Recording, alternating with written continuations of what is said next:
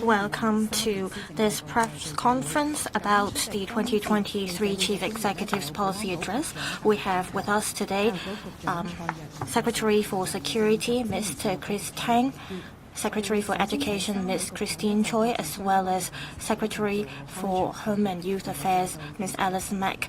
We'll have the Secretary say a few words first, and then we'll open up the floor for questions. Secretary for Security, please. Good afternoon, members of the public, friends from the media. I'll talk about parts in the 2023 policy address that involve the Security Bureau. I put them in 6 areas. They are safeguarding our country and home, joining hands on the road to rehabilitation, moving with ease, bringing convenience to the public through technology, youth development, and telling good stories of Hong Kong. I'll focus on a few major policy initiatives. In terms of safeguarding national security with the implementation of the National Security Law, Hong Kong is at a new stage of advancing from stability to prosperity. However, we have to guard against external forces that continue to meddle in Hong Kong affairs and spear the SAR with the intent to endanger our national security. There is still a handful of extremists who did not give up, and they attempt to, through acts of soft resistance, defy the governance of our country and the SAR, and sow discord between the mainland and Hong Kong. The law enforcement agencies will follow the national security law and revive the existing legislation to conduct investigations and enforce the law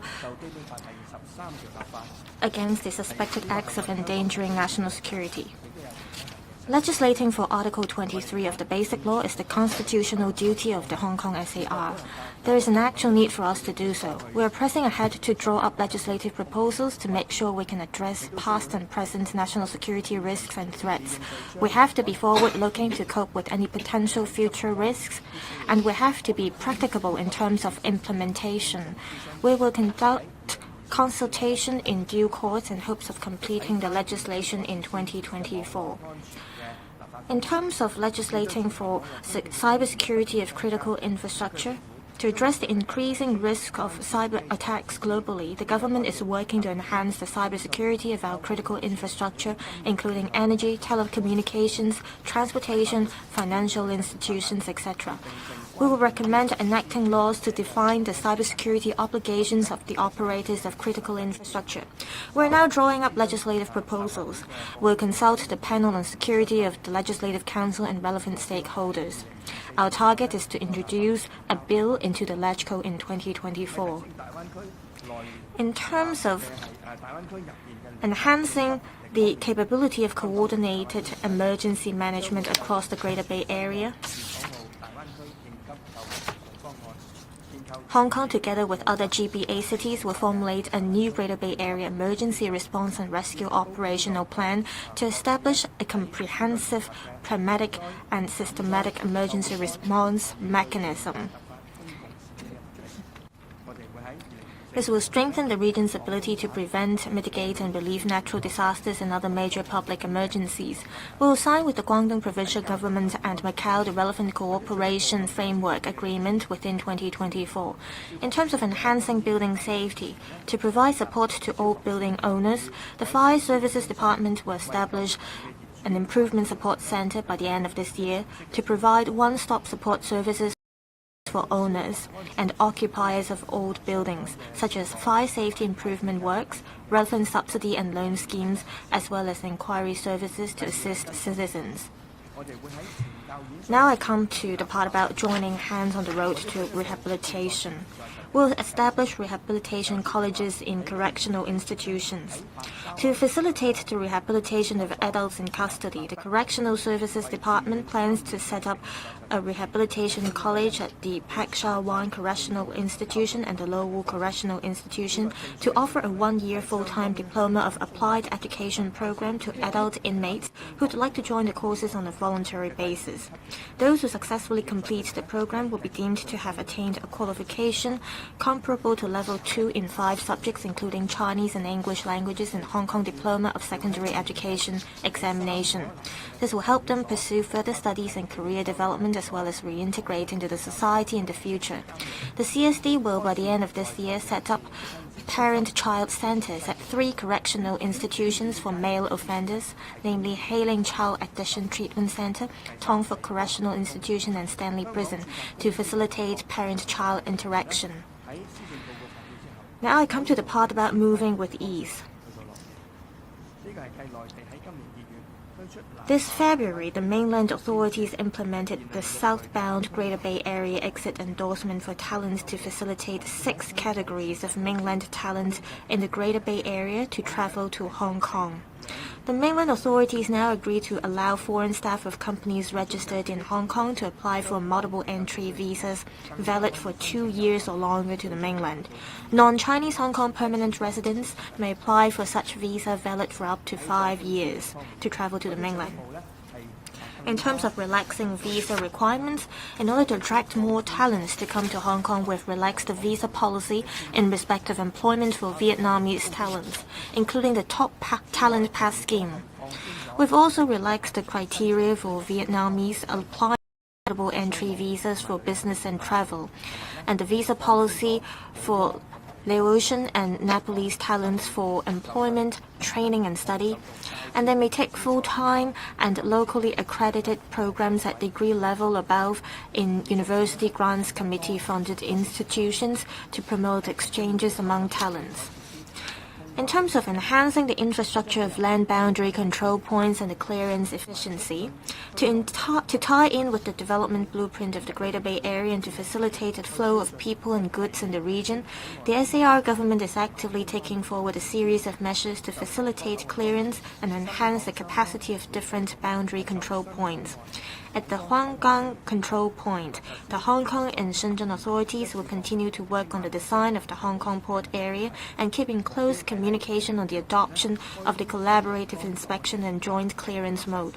Our target is to implement the new clearance mode at the new Huanggang port when it's opened in 2026.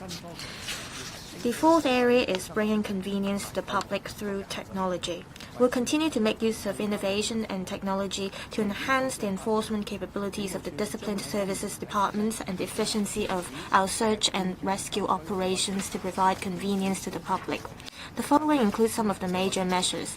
The Hong Kong Police Force will launch the Electronic Closed Area Permit and Electronic Closed Road Permit by the end of this year to shorten the time required for processing applications. The CSD will launch the Social Visit e-booking service by the end of this year for members of the public to make online bookings for visiting persons in custody via the department's website or mobile application. The Hong Kong Customs and Excise Department will apply within this year the dynamic QR code technologies and the dealers in precious metals and stones registration system to help the trade and consumers to instantly verify dealers' registration. This will facilitate law enforcement and business operation.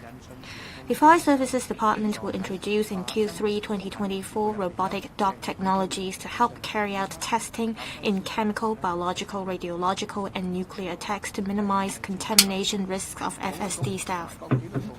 The fifth area is youth development. The Security Bureau and its disciplined and auxiliary services have all along been committed to youth development work to nurture young people's positive thinking, law-abiding awareness and sense of national security to help them equip themselves and contribute to Hong Kong and our nation. Currently, 5 disciplined services and 2 auxiliary services have established youth uniformed groups. The Government Flying Service will in the next financial year begin a long-term partnership with the Hong Kong Air Cadet Corps, which will become a youth uniformed group subsidized by the department. Last year, the Security Bureau organized the Youth Uniformed Group Leaders Forum for outstanding members of the youth uniformed groups under different disciplined and auxiliary services to contribute their ideas on different issues. In Q4 this year, we will establish the Leaders Forum Alumni Association and select outstanding members from the inaugural forum to be leaders, who will build peer support and share their experiences with future members. The Bureau also plans to sign a Memorandum of Understanding with Shenzhen University to arrange for members of the association to take part in learning activities and exchange with young people in the mainland. The sixth area is telling good stories of Hong Kong. We'll gradually open up Sha Tau Kok. Since its launch last June, the scheme of opening Sha Tau Kok Pier has been well received.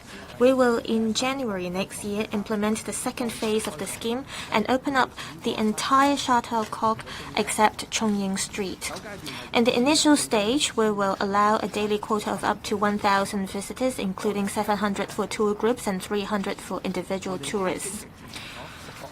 We've carried out different preparatory work, which includes building the Chung Ying Street Garden, enhancing supporting facilities for tourist attraction sites and public facilities for the local people, increasing the frequency of public transport services, and setting up transport services to the outlying islands to facilitate visitors.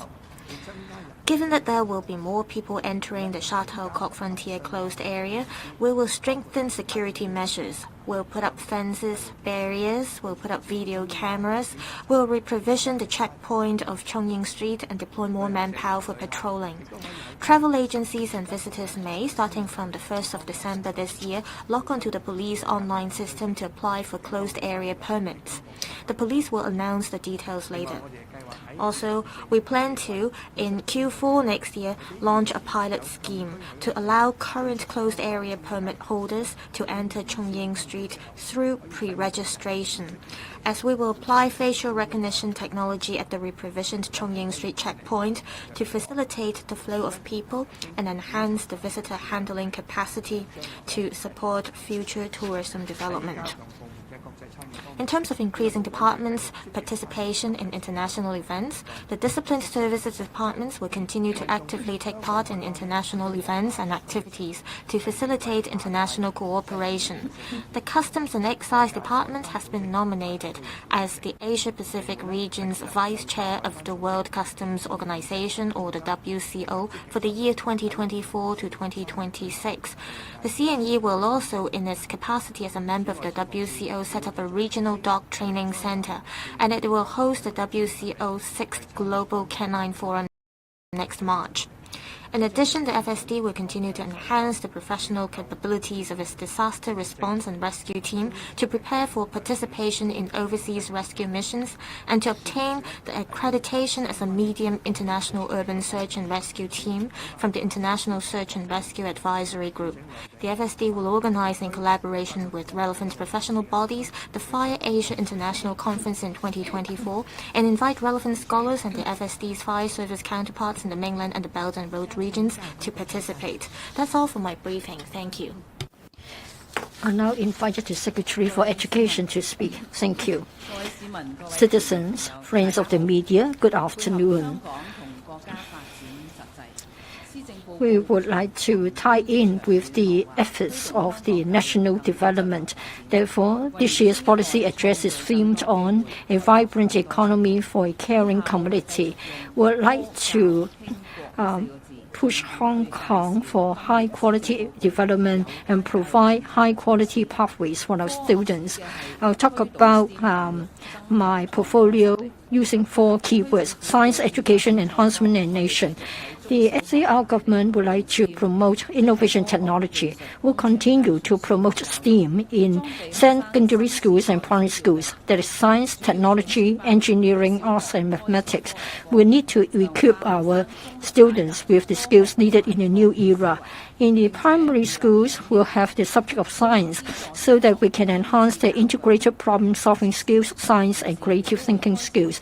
There will be $200 million earmarked for this purpose for teaching aids and facilities, and then we'll be enhancing the support for learning and teaching of mathematics, and we will enhance students' ability to apply mathematics.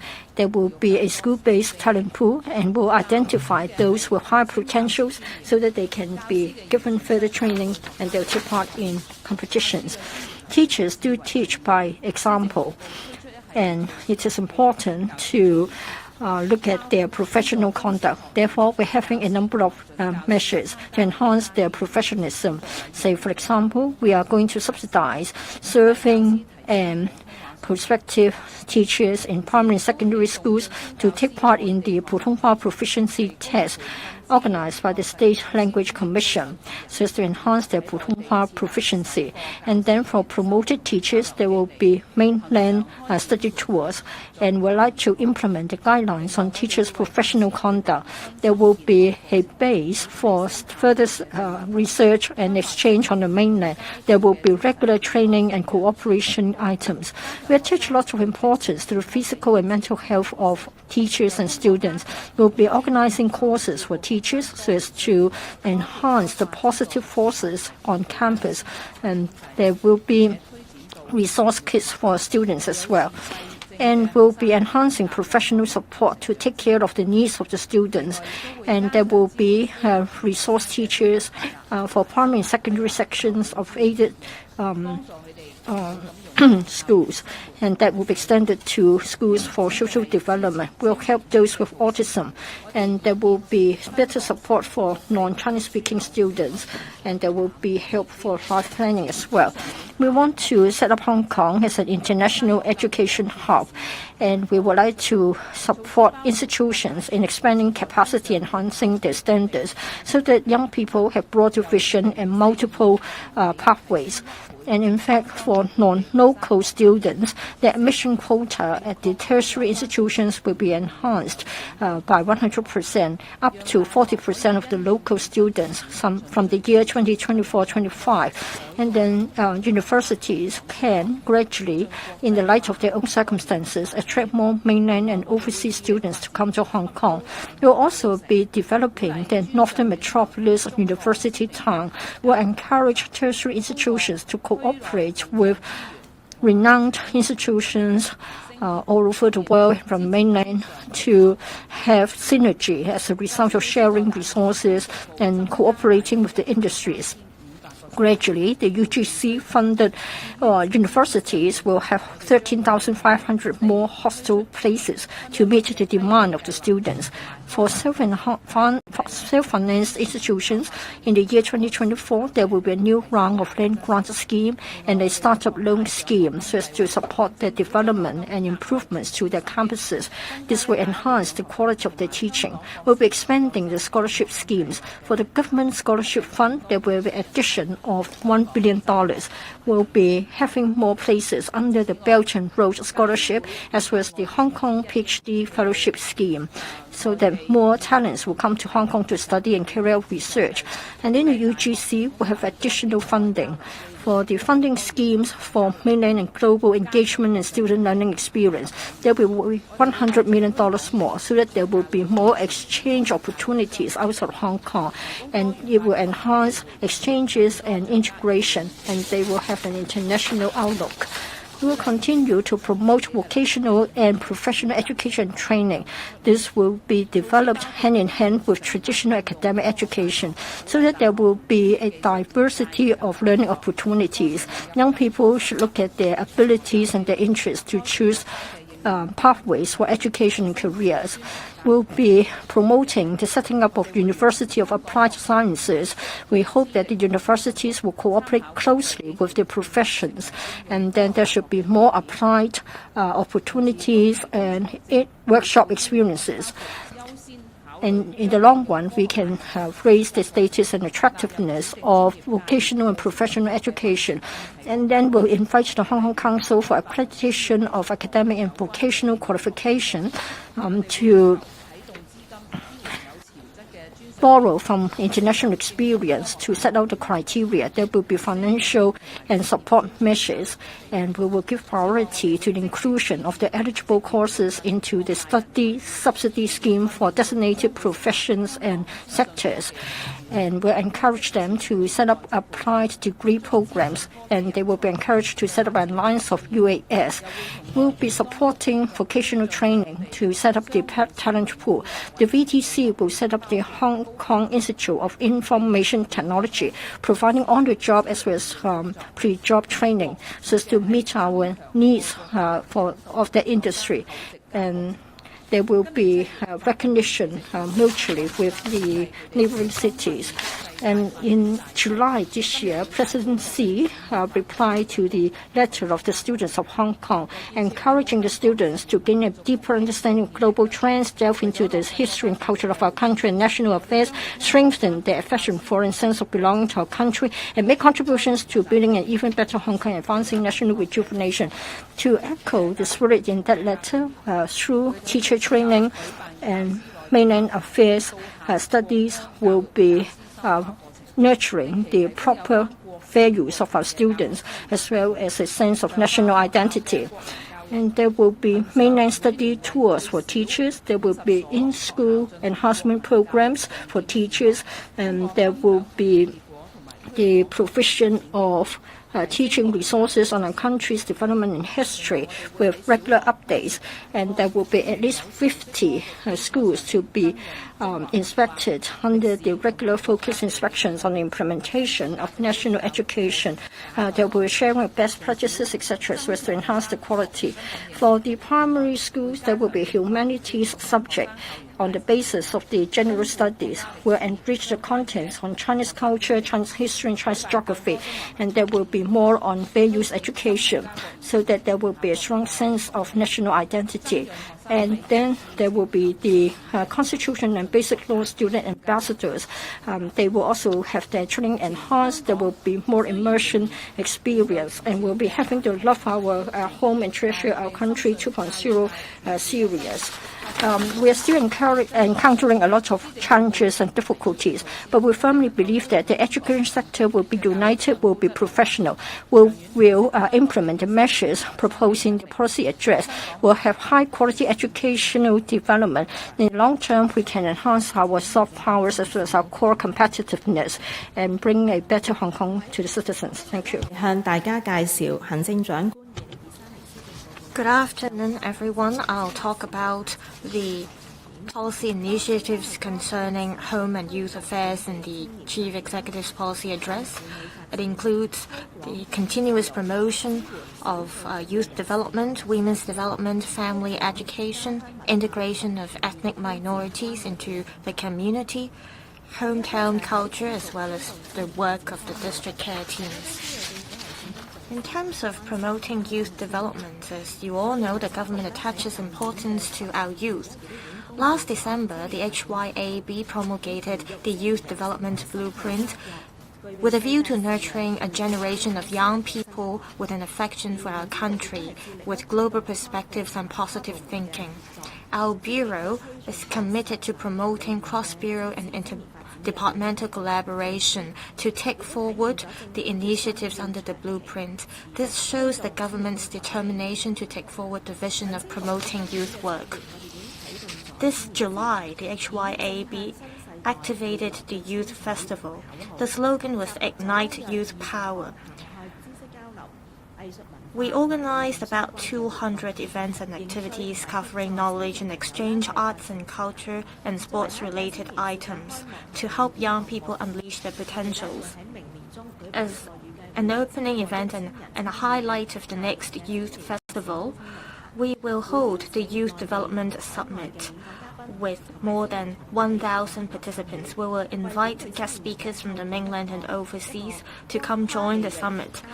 We want to build a cross-boundary exchange platform for local young people to promote exchanges of views of different young people on topics that they care about, so that they have a better and more accurate understanding of the present situation as well as future challenges. As mentioned by the Chief Executive as he announced the policy address, we are going to promote the Youth Link. It has been launched this September, and the HYAB has already launched the first stage of recruitment work. We have about 5,000 members already in the Youth Link.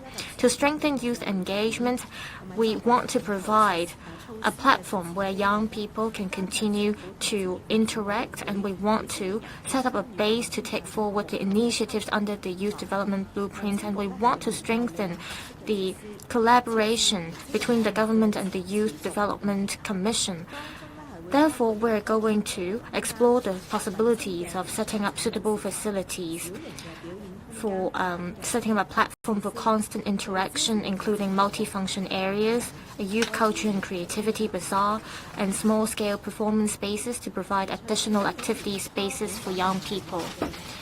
As we've resumed normal travel with the rest of the world early this year, the HYAB has, in an orderly manner, resumed different types of exchange and internship activities.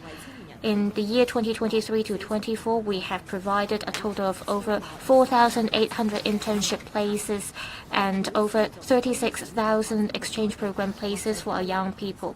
We'll continue to take forward different exchange and internship programs in the mainland and overseas for our young people so that they can feel and experience themselves our nation's culture and history and rapid development so that they can develop a broader horizon and have a better understanding of the situations around the world.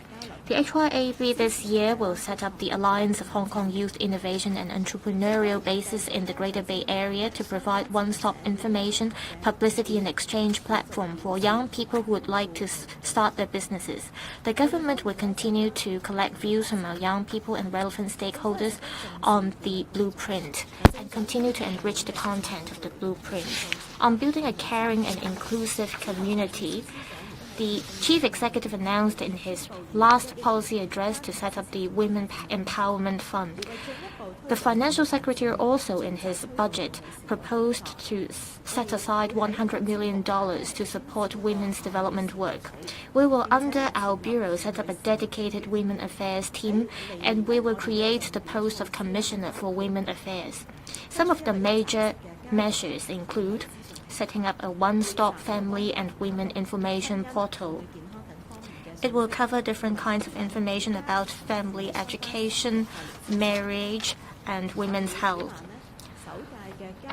There will also be legal information for women.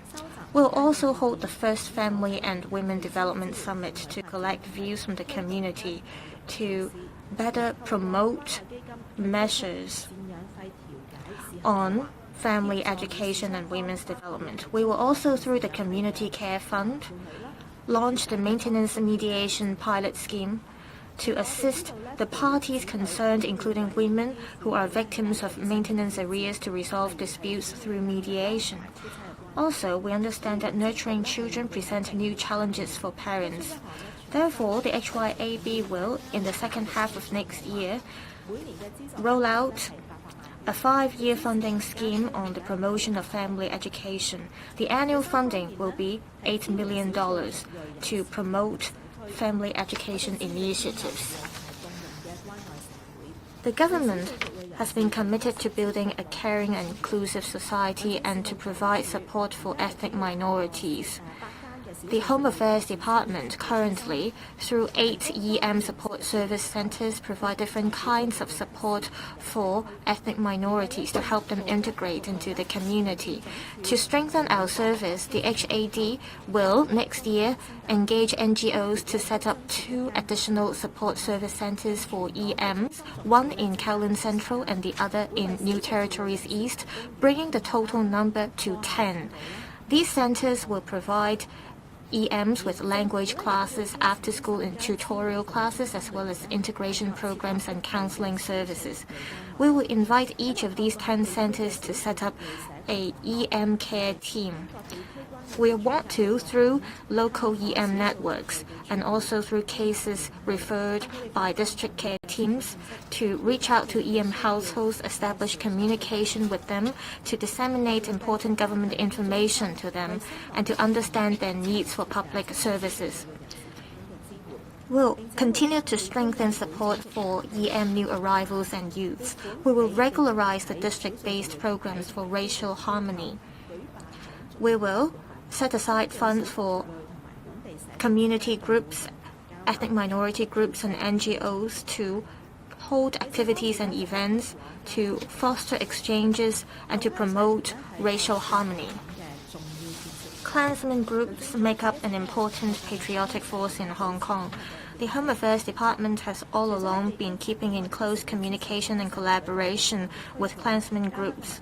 Apart from promoting Klansmen culture in the community level, we have also held different activities. Last year, as we celebrated the establishment of Hong Kong SAR for 25 years, the HAD has held the Klansmen Culture Exhibition, which was well received by citizens.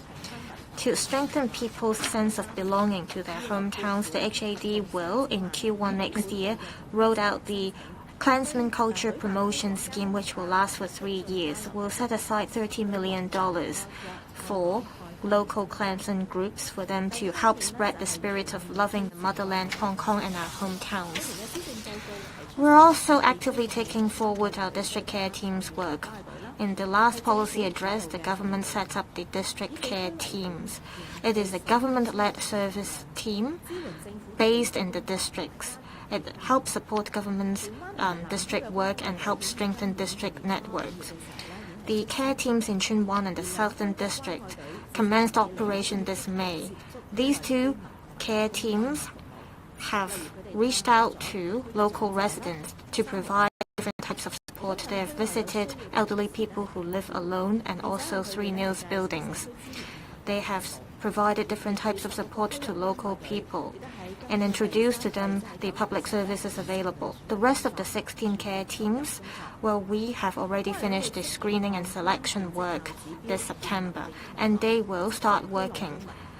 The care teams will follow the KPIs to establish local community networks and reach out to local residents to provide support and services. We'll also develop mobile applications to facilitate the day-to-day work of care teams. That's all for my briefing. Thank you. Now we open the floors for questions. Please raise your hands and please limit yourselves to 2 questions. When you ask the questions, please identify the organization you represent and who you would like to put your questions to. The lady in the 3rd row in a suit. The lady in the 3rd row, yes. The lady in front. Good afternoon. I'm from TVB. First of all, Secretary for Security. There was a former councillor who wondered whether the policy address can address the conflicts in the society. And then Dr. Choi. Now, for the humanities subject, it will be tantamount to national education. It will be separate from the general studies. So does it mean that national education will become an independent subject? And what is your take on that? Mr. Tang, I don't think I can agree with your statement. In 2019, there was the Black Credit Riot. Well, in fact, in the society, some young people in particular have been persuaded to have separatist views, and they have incorrect views of the Hong Kong government as well as the Central People's Government. Since 2019, I think the majority of us were clear that back then there were people who were endangering national security. They would like to divide the society. Well, we have had a few years experience, and we are now clear about what happened. So as far as youth work is concerned, many policy bureaus, in particular our bureau, the Security Bureau, is now carrying out a lot of youth work, instilling a sense of positive outlook and enhancing the national identity. So we are enhancing the cohesion of the society, and our work in this area will be important and effective. And we are guarding against external forces that would like to endanger national security. They try to make use of all sorts of opportunities to divide the society. We have to work on national security, even though it has become common nowadays, but we have to prepare for the possible dangers. We need to have a sense of crisis. As to the humanities subject for primary students, well, I want to say that it is said that this is the same as national education. I think it is a misunderstanding. For national education, we have been relying on a multi-pronged approach, and this is being carried out inside the classrooms and outside the classrooms, so it won't become an independent subject. By having the humanities subject, we would like to become more updated. Now, for general studies, it is about personal development, social development, and you would also learn about your motherland. So, in relation to the new development, we want to look at our national history, our own culture, as well as the national geography. So, basically, we're building on the existing basis of the general studies. The majority of the content will be based on that of the general studies, and then we are enriching it by adding elements of Chinese history, geography, and culture. The approach of teaching and assessment won't be that different from the current subject. Yes, the gentleman leftmost in the third row on this side.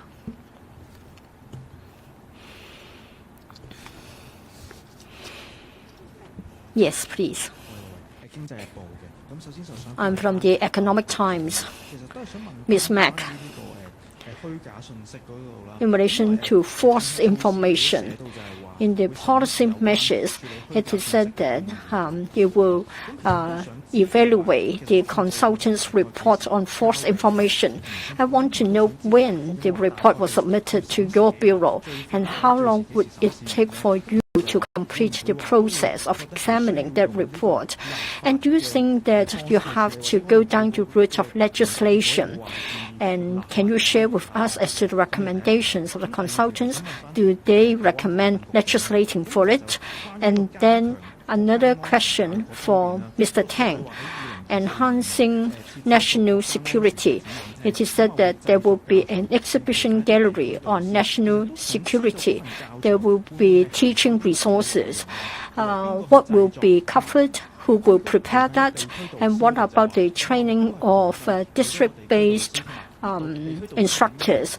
Who are they? How many of them? Are we talking about members of the care teams? After you have got such a team of district-based tutors, to whom would they be accountable, and who will be their target recipients?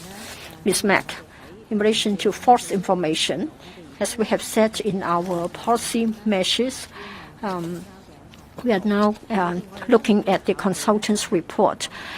We are looking at the latest developments in Hong Kong, like the phenomenon of false information, whether it is the same as what we found a few years back, very prevalent, inciting the citizens, etc. So we want to know about the latest position, the latest picture, and we want to look at the current legislation and regulations and how they can cope with false information. After we have studied the consultant's report, we will be finding a way that suits the needs of Hong Kong and circumstances of Hong Kong to cope with the situation. Mr. Tang, well, for the exhibition on national security within the Museum of History, there will be a permanent exhibition covering 4 areas and 6 parts to talk about national security and what it means. 4 major points. First of all, national security is about our sovereignty, and then the second one is the basis and safeguard for our well-being and happiness. And thirdly, national security is the cornerstone for our stability and prosperity. And fourthly, it is also the most important premise for our national rejuvenation. 6 parts. It is about one country, 2 systems. Second, our previous history, the importance of upholding national security, set the overall national security view. Fourth, our national security law. And then finally, the 6th part, that's about some interactive games. You talked about national security education in the community. Well, for our KPIs, it is hoped that starting from 2025, we can train no less than 2,600 tutors. For each tutor, it is hoped that they can each train 30 people. In other words, benefiting no fewer than 78,000 people. And then our target recipients will be local leaders as well as members of the youth groups. The details are yet to be finalized. The next question. Yes, the lady in the vest with long hair over there.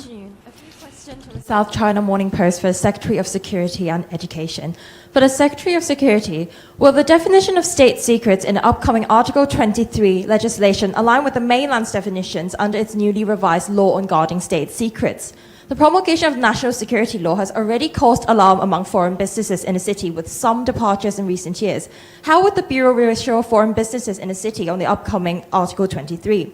For the Education Minister, why wasn't there a consultation on the replacement of general studies with humanities in primary schools? And why is the Bureau piling on more patriotic education programs when the sector remains overwhelmed by existing measures and its relatively vague directions? Thank you. But first of all, I do not agree with your statement. I believe without a stable society, and how can we develop our economy and our society can be developed.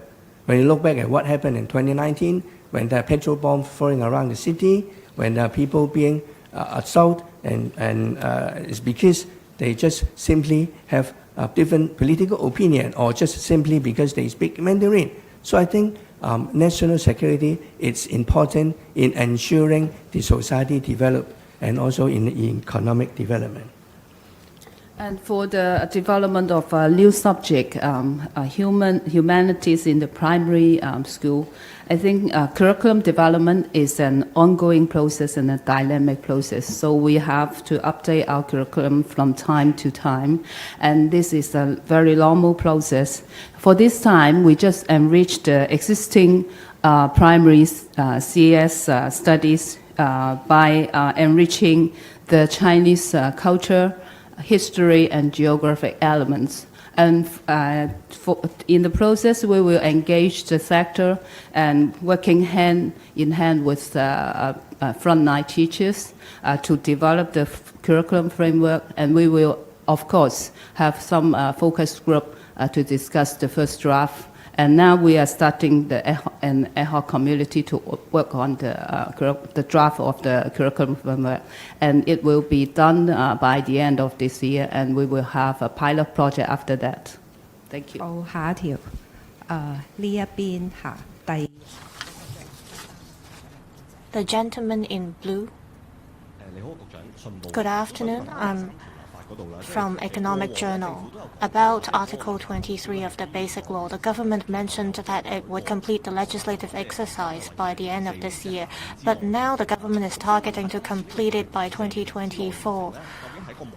Well, is this a target or deadline for the government that is within 2024 you will complete the legislative exercise? Will there be delays because of what happens internationally? Also, you mentioned that there will be consultation exercises. How much time will you give the public to have enough discussion and digest the new change? Are you worried that it will become a fake consultation in the end instead of a genuine one? If people object to some of the contents of the proposed Article 23 legislation, will they be violating the national security law? Thank you. Well, all along we've been saying that by the end of 2024, we will finish the legislative exercise for Article 23 of the Basic Law. Our target is to complete the legislation by 2024. You mentioned about consultation. We will hold different types of consultation. We'll not only stick to one type of consultation. people who are willing to express their views, we will provide channels for them to do so. Apart from consulting the public, it's also important for us to do more explanatory work. In the past, when we wrote out policies, if we didn't do enough explanation or explanatory work, people would not have a good understanding of the policy. So we have to do enough explanatory work. Some people deliberately distort our policy intent and sow discord in the society. So we have to do enough explanatory work to help people have a good understanding of the legislation. This particular legislation only targets those who intend to endanger national security. Normal citizens won't engage in espionage or spy activities or try to endanger national security. The lady over there in white. Good afternoon, I'm from RTHK. I have a question for Mr. Chris Tang. It's about Article 23 as well. You have all along mentioned about the local and international situation when you decide to go ahead with the legislation. Will Article 23 cover a broad area? Will it be harsher than the version rolled out in 2003? Another question for Secretary for Education. Will the patriotic education in Hong Kong dovetail with the patriotic education law in the mainland? According to the law in the mainland, people will be criminally liable if they violate the law. Say if there is wrong information or material in the local curriculum, will people have to be accountable for that? First, about legislation for Article 23. Of course, this version now will be different from the one in 2003. The law will have to be able to address the risks that we saw in 2019. It will also have to be able to address any potential future risks. We will draw reference from other laws from other jurisdictions. For instance, there are national security laws enacted recently in the UK. We will draw reference from that. Dr. Choi, in terms of dovetailing with the patriotic education law of the PRC, well, all along we've been promoting national education to nurture students so that they have the sense of belonging and identity for the country. You mentioned about wrong information or materials in the curriculum. According to our guideline for teachers' code of practice, we have provided clear guidelines. We will provide in-school training for teachers on national education. For instance, we also hold study tours to the mainland for teachers to help them enhance their professionalism. I want to stress that it is clear under the national security law what would constitute a crime under the national security law.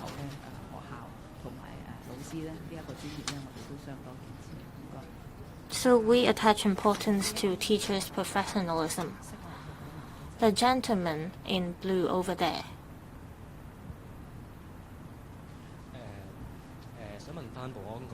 I have a question for the Secretary for Security. You mentioned about enhancing the cybersecurity for critical infrastructure, and you will introduce relevant legislative proposals to the Legislative Council. What is the policy direction now? Will you draw reference from the practice in Singapore? For any accidents concerning critical infrastructure, will you set up a reporting mechanism? Which organization do you represent? I'm from the commercial radio. In terms of enhancing cybersecurity of critical infrastructure, we will impose obligations for relevant contractors. A lot of the companies and organizations nowadays, in terms of cyber attacks, they adopt certain measures to enhance cybersecurity. As we all know, we are seeing an increasing trend of cyber attacks in both public and private sector. So our legislative intent or purpose is to prevent any cyber attacks. We want to set up cybersecurity departments or cybersecurity plans. We want to be able to assess cyber security and reporting mechanism and so on. A lot of the organizations already have the relevant measures in place. Our purpose is to make our objectives clearer and make the obligations of contractors clearer. The gentleman in the last row.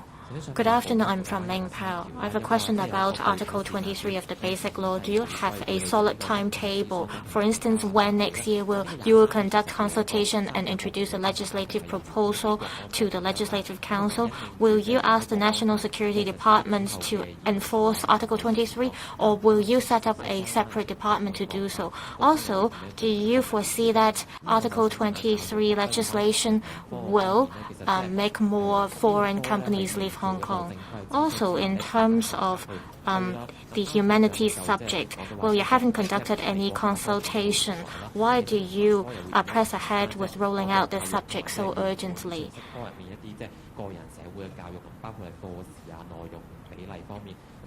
Can you tell us more about the details of the general studies curriculum?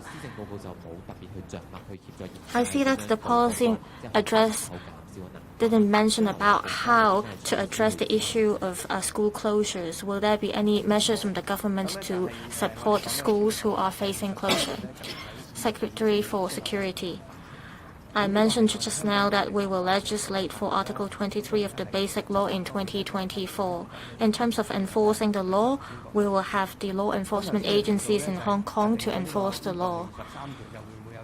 You mentioned about the impact of legislating for Article 23. Well, I believe that there won't be many impacts. Around the world, every country, it has its own national security law, and in the US, there are over 20 legislations concerning national security. In the UK as well, they have enacted a National Security Act. I believe any countries in the world, they will have to enact relevant laws to ensure stability in the society. If you look at the situation in 2019, you'll be surprised why there were so many petrol bombs in the city. People couldn't go to work or go to school. How could we ensure stability in society without relevant legislations?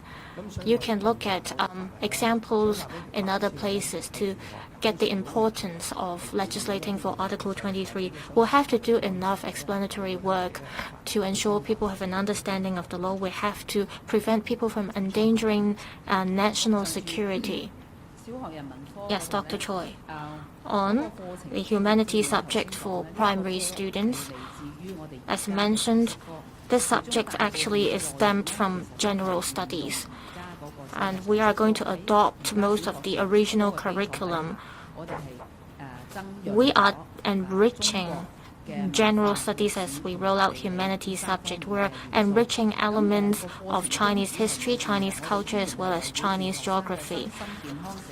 The purpose or the goal of the subject remains the same. We want to nurture good physical and mental health of the students. We want students to have a good understanding of the modern development of our nation, have a good understanding of Chinese culture and geography.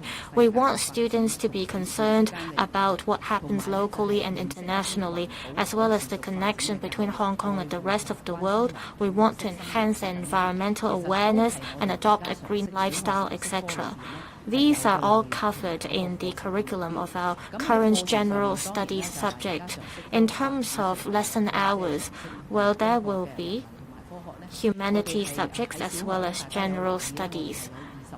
In primary schools, 25% of the lesson hours are known as flexible lesson hours. Under the two new subjects, well, we have enriched the curriculum, so we will increase the relevant lesson hours. We will put aside extra or additional lesson hours under the flexible lesson hours. In terms of lesson assessment, we'll have a dedicated committee to have a detailed discussion. We expect that by the end of this year, we'll have a preliminary draft of the curriculum. Next year, we'll have a set draft, and we will roll out a pilot scheme in schools. In the year 2025 to 26, the subjects will officially be rolled out in primary 1 to primary 4 in primary schools. As to the impact of a population decline, we have always emphasized that it should be a case of soft landing. It is structural rather than transitional. We must face the problem squarely. We mustn't resort to short-term measures only. For kindergartens, in this year's policy address, we have already said that we'll be regularizing the relocation scheme for districts with an aging population. In fact, kindergarten pupils will go to school nearby. You can't really attract pupils to travel across districts. So we encourage kindergartens to be relocated to newly developed areas. In this way, we can help the kindergartens to address the problem of inadequate enrollment in an aging district. And we would be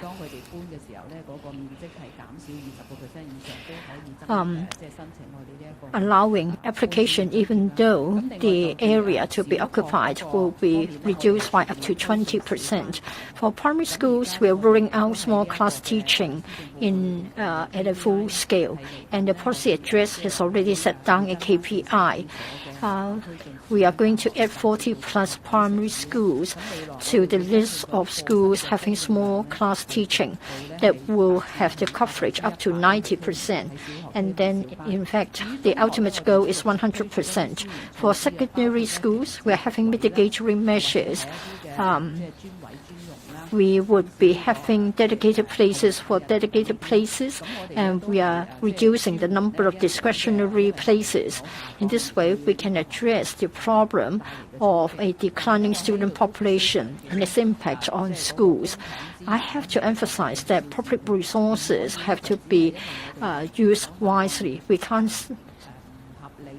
unreasonably maintain a certain number of schools just because they're already there. We can't afford to waste our resources. The resources are precious, and we'll be watching the development, and we'll talk to the school sponsoring bodies early.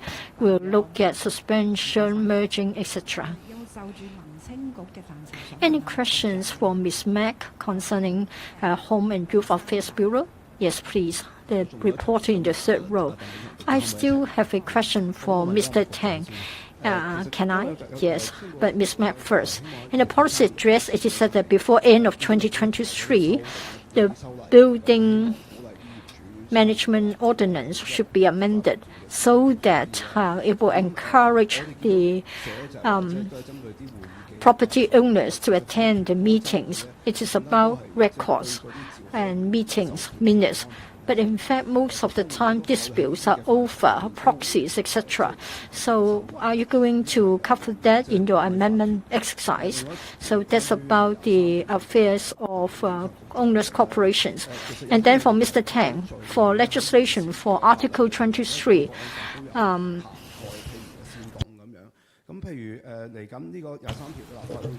certain offences to be covered are already covered by the national security law.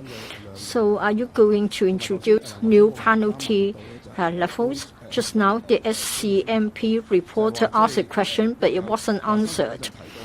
Article 23 mentions that you have to cover state secrets as well. Economic data that haven't been published or public health data would also